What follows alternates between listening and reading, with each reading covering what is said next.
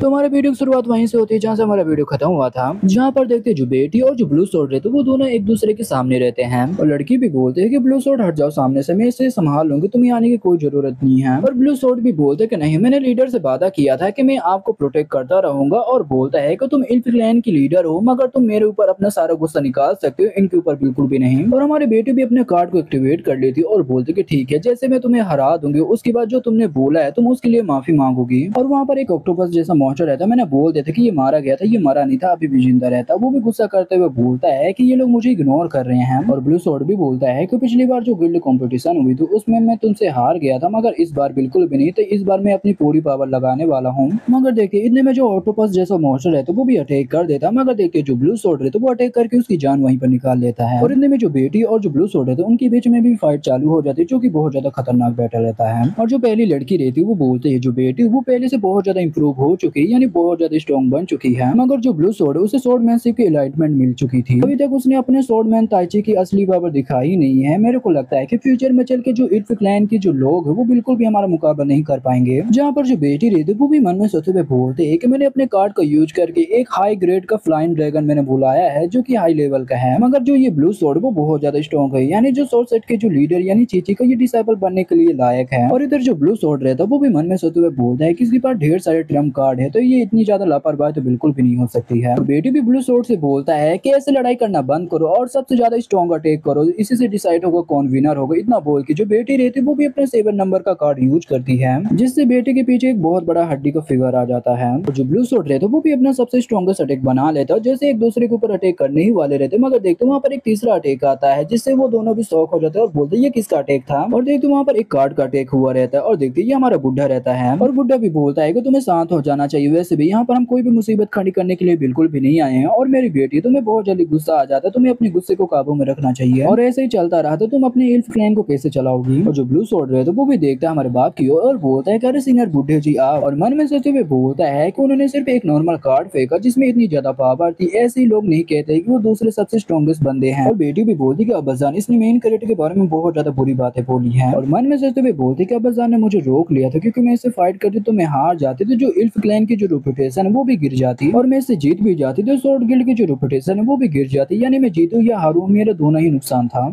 और वहाँ पर हमारी एनी भी आ जाती और बोलते कि एक बार जब मेन कैरेक्टर मुझे बचाने के लिए आया था तब उसके सारे बंदों ने उसे ऑफेंड कर दिया, यानी उसकी ढेर सारी बेइज्जती मारने लगे, मगर मेन कैरेक्टर को इससे कोई भी फर्क नहीं पड़ता है। कोई दूसरा बंदा भी बोलेगा हमारे मेन कैरेक्टर के बारे में तो इससे हमारे मेन कैरेक्टर को कोई भी फर्क नहीं पड़ता है। तो मैं यही बोलना चाहूंगी तुम इतना जल्दी गुस्सा नहीं करना चाहिए उस बारे में, और तुम लोगों को शांत करने में मेरी डॉल मेरी मदद करेगी, और वैसे भी हमें मिलकर काम करना चाहिए। और जो एनी रहती वो बोलते है क्या तुम्हें हॉट स्प्रिंग मिल गया है, तभी देखते जो हमारा बुढ़ा रहता वो बोलता है सच बताओ तो तुम्हारे जो लीडर और जो मैं हूँ हम दोनों एक ही आदमी के लिए काम कर रहे हैं, और हमें काम मिला है कि हम यहाँ पर हॉट स्प्रिंग एक ढूंढें। और जो दूसरी लड़की रहती वो बोलती है कि सीनियर बूढ़ी जी आपने फिर से उस बंदे के बारे में बात किया है, वो बंदा है कौन, मेरे को उसके बारे में सच बिल्कुल भी नहीं पता है, और यहाँ पर जितने भी बंदे सभी बंदे को उसके बारे में पता है। और जो ब्लू सोर्ड रहता है वो बोलता है कि चिंता की कोई बात नहीं, वैसे भी हमारे जो लीडर है लीडर ने हमें ऑर्डर दिया था कि हमें एक हॉट स्प्रिंग ढूंढना है, मगर हमारे पास अभी भी 10 दिन का टाइम है। यहाँ तक कि मैंने सारे वेलकनों को ढूंढ मारा मगर वहाँ पर कोई भी पानी या कोई भी हॉट स्प्रिंग नहीं है। और बुढ़ा भी बोलता है जहाँ तक कि हॉट स्प्रिंग की बात है वो इतनी आसानी से भी बिल्कुल भी नहीं मिलने वाला, क्योंकि देखा जाए तो ये हमारे मेन कैरेक्टर का टेस्ट है। तुम इस टेस्ट में पास हो जाओगे तो तुम्हें उस बंदे का ढेर सारी ब्लेसिंग भी मिलेगा और उस बंदे से तुम्हें फायदा भी मिलेगा, और मुझे लगता है कि लीडर ने इसलिए तुम्हें यहाँ पर भेजा है। और जहाँ तक कि उस बंदे के बारे में तुम जानना चाहते हो तो तुम उससे पहले ही मिल चुके हो, और ज्यादा मैं उसके बारे में नहीं बता सकता हूँ। ये नहीं बोलते कि देखा जाए जो डेमन रेन में जो वोल्केनो है वहाँ पर हमें ढेर सारे हॉट स्प्रिंग तो मिल जाना चाहिए, मगर अजीब बात है कि वो अचानक से गायब कैसे हो गए। और बेटी भी बोलते जो मेन कैरेक्टर का जो टेस्ट है वो बहुत ज्यादा हार्ड है, तो वो इतने भी ज्यादा आसान नहीं रहता है। मेरे को लगता है वो कुछ समझाना चाहते हैं जो कि हम अभी बिल्कुल भी नहीं समझ पा रहे हैं। तभी जो एनी रहती है उसे भी कुछ नोटिस होता है, वो भी अपने पावर को एक्टिवेट कर लेती है और बोलते कि सभी कोई केयरफुल रहना क्योंकि आसमान से कोई तो पावरफुल बंदा आ रहा है। और बुड्ढा भी बोलता है कहीं ये कोई इविल कल्टीवेटर तो नहीं आ रहा, मगर ऐसा कैसे हो सकता है, हमने सारे इविल कल्टीवेटर को तो मार डाला है। और देखती है जो दोनों लड़कियां रहती है वो भी घुटने के बल आ जाते हैं, तभी देखती है जो पहली लड़की रहती है वो बोलती है कि यार आई डोंट नो ये कैसा प्रेशर है, मगर ये प्रेशर हमें घुटनों के बल ला दिया, हम बिल्कुल भी ऊपर नहीं उठ पा रहे हैं। और हमारा बुड्ढा भी बोलता है कि मेरी बेटी ढेर सारे एक्सप्लोजन को तैयार कर लो, और एनी भी हमारी बोलती है कि वो लोग आ गए हैं। तभी देखते वहाँ पर आसमान में बहुत बड़ा क्रीचर है तो वो भी नीचे आता है, और देखते वहाँ पर बहुत बड़ा ब्लास्ट होता है। तभी हमारा बुड्ढा भी देखते हुए बोलते है कि अरे यार ये है क्या चीज। और जो दूसरी लड़की रहती है वो भी देख के एकदम शौक रहती है, वो भी बोलते है कि अरे यार क्या ये चीज हमारे वर्ल्ड में एग्जिस्ट भी करती है। और हमें देखने के लिए मिलता है वो एक एक बहुत बड़ा रोबोट रहता है, वो कोई भी क्रीचर नहीं रहता है। और जो एनी रहती है वो बोलती है कि लगता है कि उन्होंने हमें ढूंढ लिया। तभी देखती है जो ब्लू सोल्ड रहता है वो भी अटैक करते हुए बोलता है कि सबसे मैं अपना स्ट्रॉन्गेस्ट अटैक करूंगा।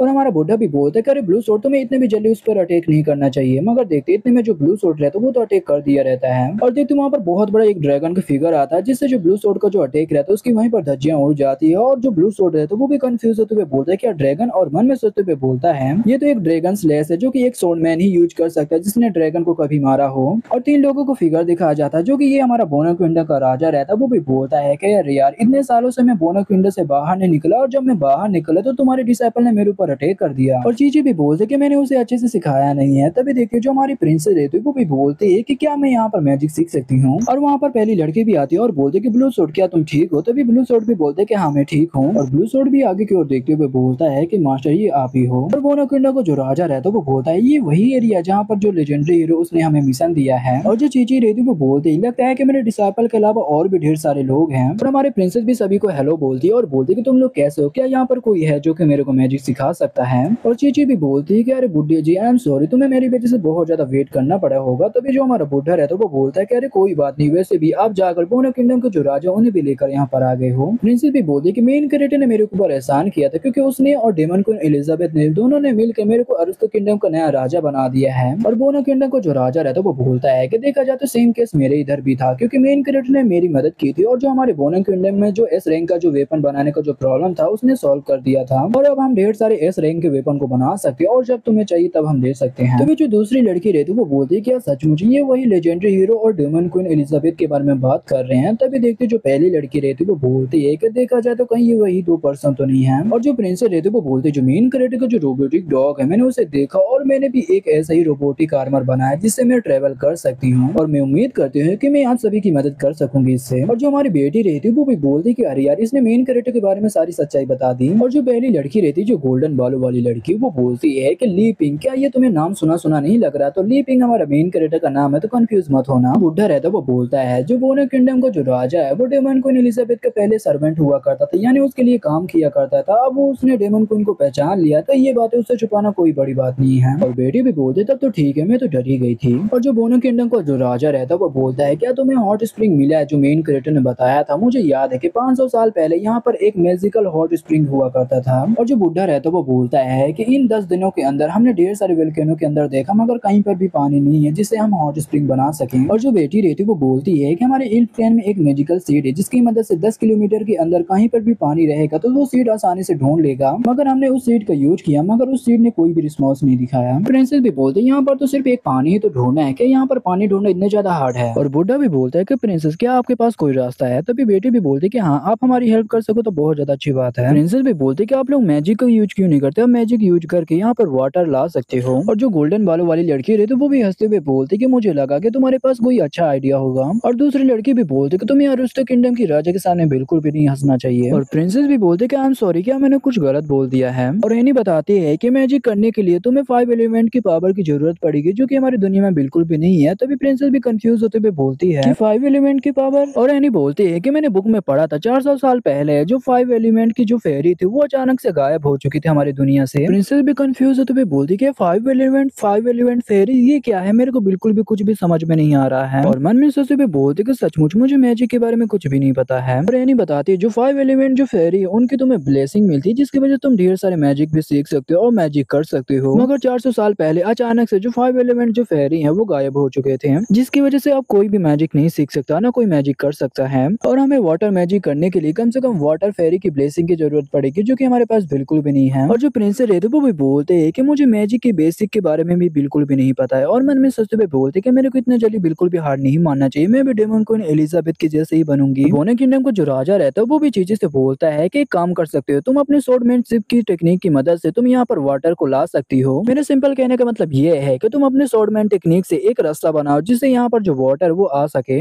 और चीजी भी बोलती कि हाँ मैं ये कर सकती हूँ, मगर मैं ऐसा बिल्कुल भी नहीं करने वाली हूँ। तभी जो दूसरी लड़की रहती है वो बोलती है कि हाँ मैं समझ सकती हूँ लीडर की, ये आप बिल्कुल भी नहीं करने वाले, क्योंकि ये हमें काम मिला, ये हमें करना चाहिए। तभी जो गोल्डन बालों वाली लड़की रहती है वो बोलती है कि अरे यार, यहाँ से जो पानी का जो झील है वो बहुत ज्यादा दूर है, तो हम ये कैसे करेंगे? तभी जो ब्लू सोल्ड रहता है वो बोलता है कि हमें एक बार इसे ट्राई तो करना ही चाहिए। चीची बोलती कि इसे भूल जाए, हम ऐसा बिल्कुल भी नहीं कर सकते, क्योंकि वहाँ के जो जानवर है उन्हें बहुत ज्यादा डैमेज पहुंचेगा और यहाँ तक कि जो नेचर है उसे भी बहुत ज्यादा ज्यादा डैमेज पहुंचेगा और बोलते कि सचमुच क्या वो दोनों यही चाहते हैं। और जो बाकी बंदे रहते वो भी एकदम शौक हो जाते क्योंकि उन्हें गलत फहमी हो जाती है, उन्हें ऐसा लग रहा होता है ये हमारे मेन कैरेक्टर को कोई टेस्ट है। जहाँ पर चीची बोलती कि हम अपनी आंखें मूंद कर हम ये फिर से काम करेंगे, जो पानी पानी को यहाँ पर लाए, तो देखा जाए तो इससे जो हमारी लालच है वो बहुत ज्यादा बढ़ जाएगी और इससे ढेर सारे जो जानवर वो मारे जाएंगे और देखा जाए तो ये हमारा काम भी हो जाएगा और हमें उनकी ब्लेसिंग भी मिल जाएगी। अगर जो हमारे लेजेंडरी हीरो को जो तराजू उसमें हमें तोला जाएगा, उसमें हमने अच्छा काम किया या बुरा काम किया ये वही डिसाइड करेंगे। बस हमारे पास चॉइस था कि हमें क्या करना चाहिए तो उस सिचुएशन में। जहाँ पर एनी भी बोलती कि चीजें तुमने सही बोला है और मन में सोचते हुए बोलती है कि जो मेन कैरेक्टर और डोमेन क्वीन एलिजाबेथ है उन्होंने इस टाइम मेरी मदद की थी जब मैं साफ दिल की एक लड़की थी, मगर मेरा जो दिल है वो भी धीरे धीरे बदलता गया क्योंकि मैं मेन कैरेक्टर को खुश करना चाहती थी। यहाँ तक कि जो शॉर्ट लीडर है वो भी यहाँ पर आ गई थी और मेरे बीच में कंपटीशन छिड़ गई, उन्हें कौन सबसे ज्यादा खुश रख सकता था। इसकी वजह से जो मेरे दिल में जो लालच है वो बहुत ज्यादा बढ़ चुकी थी और सही टाइम में चीची ने सही बात बोली जिससे मैं होश में आ गई। और जो बोनो किंगडम का जो राजा रहता है वो बोलता है कि हाँ हम अपनी पावर को यूज करके मासूम जानवरों की जान बिल्कुल भी नहीं निकाल सकते हैं और हमने ऐसा किया तो देखा जाए तो हमसे बहुत बड़ा क्राइम भी हो जाएगा। तभी हमारी जो प्रिंसेस रहती है वो बोलती है कि देखो जो पहले वाला आइडिया वो बहुत ज्यादा बेकार है, तो मेरे पास एक दूसरा आइडिया है। मेरे कहने का मतलब ये है कि यहाँ से हम एक अंडरग्राउंड रास्ता बनाएंगे जो जाकर समुद्र में खुलता होगा, जो समुद्र से कनेक्ट होगा और जो समुद्र का जो पानी वो भी यहाँ पर आ जाएगा ना, इससे कोई नेचर का डैमेज भी नहीं होगा। तभी जो गोल्डन बालों वाली लड़की रहती है वो बोलती है कि देखा जाए तो तूने बहुत ज्यादा अच्छी आइडिया दिया है, मगर इसे तुम खुद क्यों नहीं करती हो। तभी जो प्रिंसेस बोलती है कि हाँ वैसे भी ये मेरे ऊपर छोड़ दो, मैं इसे कर लूंगी। तुम्हें तो ये मेरा रोबोटिक आर्मर तो दिख ही रहा होगा, यही मेरी मदद करेगा अंडरग्राउंड एक टनल बनाने में। लगभग ये टनल में 7 दिन के अंदर बना लूंगी। और बुड्ढा भी बोलते जैसे कि उम्मीद थी हम सभी कोई मिलकर ये काम करे तो ये काम आसानी से हो सकता है। और बोलता है कि ठीक है मैं इल्फ क्लैन में वापस जाऊंगा और वहाँ से ढेर सारे मैं सीड लेकर आऊंगा जिससे यहाँ पर ढेर सारे पेड़ में लगाऊंगा। जो बोनो किंगडम का जो राजा रहता है वो बोलता है कि मैं वादा करता हूँ कि मैं भी ढेर सारे एस रैंक की ढेर सारी कुर्सियां बनाऊंगा और ढेर सारी चीजें बनाऊंगा। प्रिंसेस भी बोलते हैं कि हॉट स्प्रिंग को और भी ज्यादा अच्छा बनाने के लिए मैं इसमें थोड़ी बहुत फेरबदल करना चाहती हूँ क्योंकि इसमें मेरे को तुम लोगों की मदद की जरूरत पड़ेगी क्योंकि मेरे को ढेर सारे वोल्केनो स्टोन चाहिए होंगे। और इन्हें भी बोलते कि तुम्हें बाकी मटेरियल के बारे में चिंता करने की कोई भी जरूरत नहीं है क्योंकि जो मेरा पपड़ वो बाकी मटेरियल तुम्हें ला कर दे देगा। और चीची भी बोलती कि मेरे जो शॉर्ट गिल के जो बंदे वो भी इस जगह के प्रोटेक्ट करेंगे और बाकी की चीजें भी लाकर तुम्हें देंगे। जो बुड्ढा रहता है वो बोलता है कि हम सभी कोई मिलकर अच्छे से काम कर रहे हैं, देखा जाए तो ये बहुत ज्यादा अच्छी बात है। जो बोनो किंगडम को जो राजा रहता है वो बोलता है कि हाँ ऐसे ही 500 साल पहले हुआ था, हम सभी कोई यूनाइट हुए थे और सभी कोई मिलकर काम किया करते थे और इस बार भी मैं लेजेंडरी हीरो और डेमन क्वीन एलिजाबेथ के लिए काम कर रहा हूँ। तो ठीक है सभी कोई इसी बात में हाथ मिलाते हैं, सभी कोई हम मिलकर ये काम करेंगे। इनका टुकड़ा था वोल्केनो की ओर जहाँ पर 1000 किलोमीटर अंडरग्राउंड की ओर, जहाँ पर जो मालफोयर है तो वो बैठा रहता है यानी एलिजाबेथ को वही बंदा। पर जो मालफोयर है तो वो भी गुस्सा करते हुए बोलता है जीजी क्लैन की एक लड़की जिसने अपने ब्लड लाइन को अवेकन कर लिया वो भी यहाँ पर है और इल्फ क्लैन के बंदे लोग भी यहाँ पर हैं, यहाँ तक कि बोनो किंगडम के लोग भी यहाँ पर है। ये लोग इतने सारे लोग यहाँ पर कर क्या रहे हैं? कई लोगों को मेरी जगह के बारे में पता तो नहीं चल गया, इम्पॉसिबल, ऐसा हो ही नहीं सकता क्योंकि यहाँ पर मेरे मास्टर के मैजिक वेरियर लगा जिसकी वजह से कोई भी इसे नहीं ढूंढ सकता है। और मन में सोचते हुए बोलता जो 24 वो भी गायब हो चुकी है, क्या उसने भी मुझे धोखा दे दिया है? वैसे भी इससे कोई भी फर्क नहीं पड़ता, वैसे भी मैं डेमन क्वीन एलिजाबेथ यानी अपने मास्टर की पावर को अब्सॉर्ब किया जा रहा हूँ और एक बार मैं अपने मास्टर के क्लोन की सारी पावर को अब्सॉर्ब कर लूंगा, उसके बाद मैं अपने मास्टर को एक गिफ्ट दूंगा जो कि तुम लोग होगे। तभी सीन कट होकर आता कंपटीशन की ओर जहाँ पर जो दो बीस्ट रहते वो आपस में लड़ रहे होते हैं। तभी देखते जो आइस रैम नाम का एक बीस्ट रहता है वो दूसरे बीस्ट के ऊपर अटैक करता है और जो स्काई ईगल नाम का जो ड्रैगन रहता है वो भी दूसरे बीस्ट के ऊपर अटैक करता है, उसकी वहीं पर बैंड बजा देता, मगर देखते उल्टा उसके ऊपर भी अटैक हो जाता और वहाँ पर बहुत बड़ा ब्लास्ट होता है और उनके ऊपर जिस बीस्ट ने अटैक किया रहता वो एक लाइटनिंग फोनिक्स रहता वो भी हंस रहा होता, मगर देखते उल्टा उसके ऊपर भी एक अटैक हो जाता, उसकी भी काफी ज्यादा बैंड बज जाती है। उसने अटैक किया रहता वो हाथी वाला बीस्ट रहता है। तभी देखते वहाँ पर जो मेढक रहता वो भी अपना हैंड साइन बनाने लगता है। मेढक रहता वो भी अपनी जीभ से जो हाथी का जो सूंड है उसे कस के पकड़ लेता है और हाथी को वहीं पे गिरा देता है, यानी हाथी भी हार चुका है। और मेढक भी खुश होते हुए बोलता है कि हाँ तुम लोग मेरे सामने में क्या ही टिकोगे। तो भी पीछे से देखते कोई तो ताली बजाते हुए बोलता है कि नॉट बैड, देखा जाए तो ये भी उतना ज्यादा बुरा नहीं था। तभी देखते हैं जो मेढक रहता है वो भी कंफ्यूज होकर पीछे देखता है, देखते ही हमारा डॉगी रहता है और डॉगी बोलता है कि लगता है कि तुमने अपने आप को पहले से बहुत ज्यादा इंप्रूव कर लिया है।